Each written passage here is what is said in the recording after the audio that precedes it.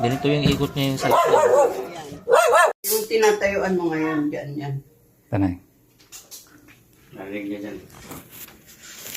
Location mo. Ano nga to?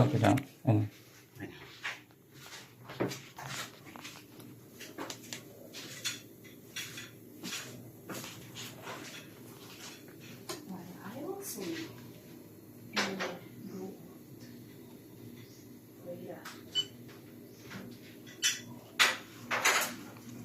Ito, yung...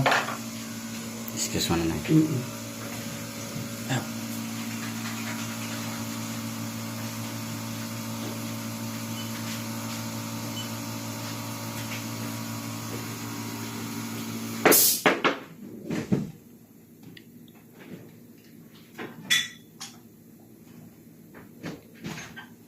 Kuray na nagkuhan.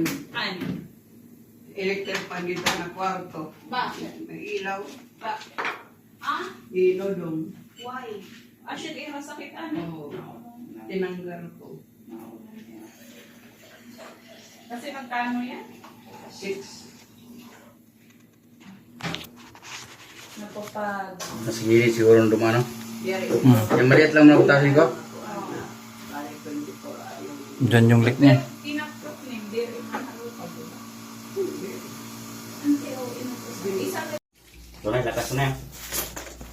Adal, ito nga. Kaya mo na, tanggalin ko muna to. Ayan na.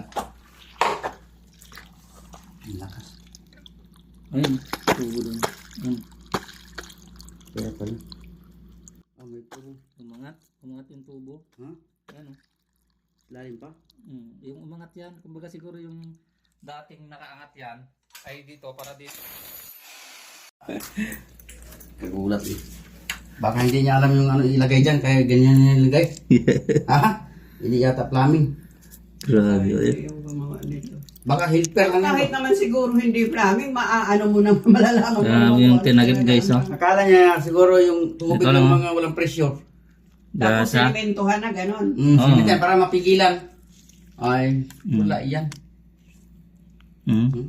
Gagi. Loko-loko yung gumawa dito.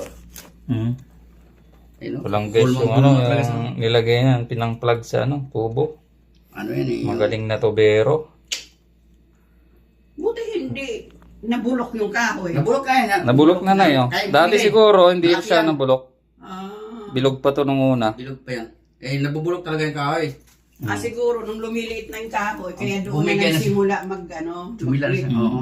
Yan o. Go, tragis niya.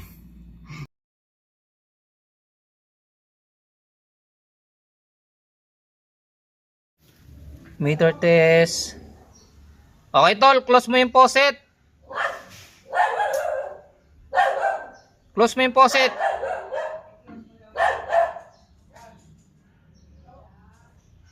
Pag uminto na, hindi na may ikot. Goods na yan. Okay. Job.